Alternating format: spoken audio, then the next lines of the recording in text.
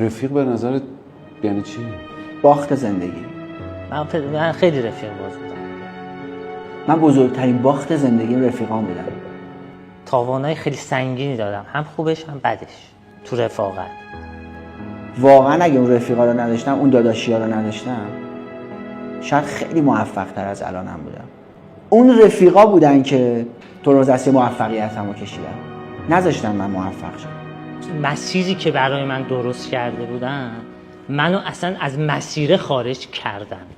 واقعا هم خسته شدم دیگه از این. میخوام یعنی بعد فوتبالی که گذاشتم کنار، تو 27 سالگی تقریبا تو اوج فوتبال کنار، حتما یه چیزایی بوده که منو به یه جایی رسونده بودن که من یعنی این تصمیمو گرفتم دیگه. اگر نبودن خیلی موفق‌تر، خیلی سالم‌تر بودن. این شما تا موقعی که کارت بانکت رو میزه همه باید دوستن. برای کافیه کارت بانکت رو میز برداری، یکیشون قایم میشن.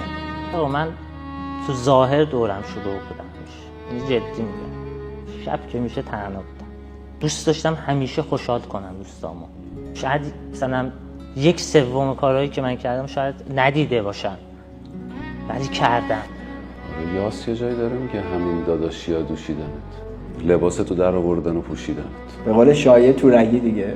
تورگی ها همه تورگی ها همه رفتن.